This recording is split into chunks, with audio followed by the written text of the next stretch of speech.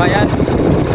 At biyahe kami sa may sitio Alibang na Ugsol, Subic.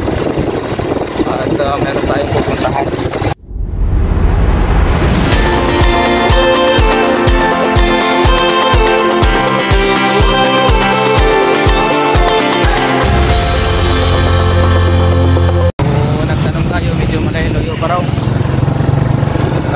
Probinsya na to mga kabayan. At meron tayong bibisitahin, meron tayong bibilin dito. So mamaya pakita ko sa inyo.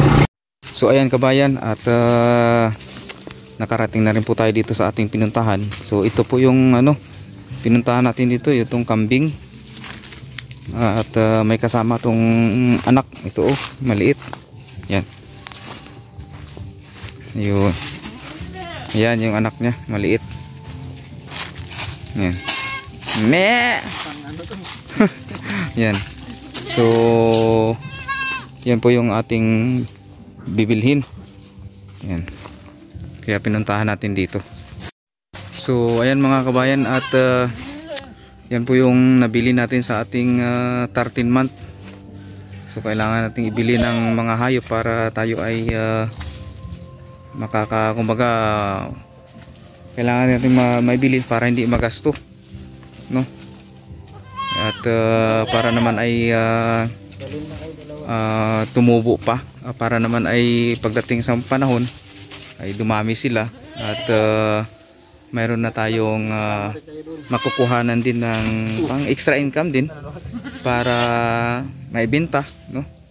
Pagdating ng panahon pag dumami sila. So ikaw mga kabayan, ano yung ginawa mo sa 13 month mo? Yan.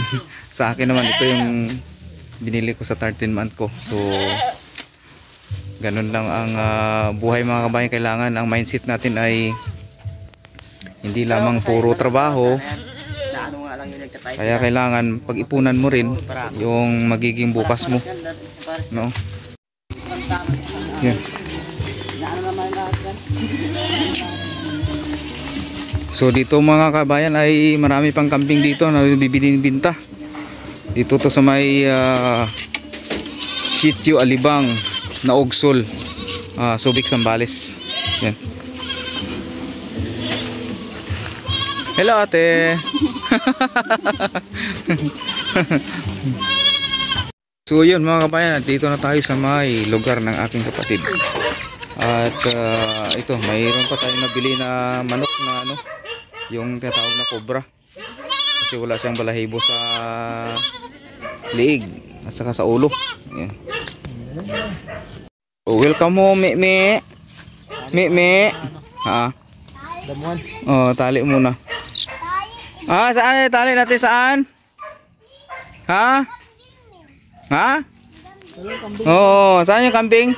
Na isa? Doon. Ay, sino nagtali? Si Banda. Wag daw, hindi na mo pag-uyo doon. Ito, yung kanyang anak, babae din. Hopefully ay dadami, mabubuhay ito.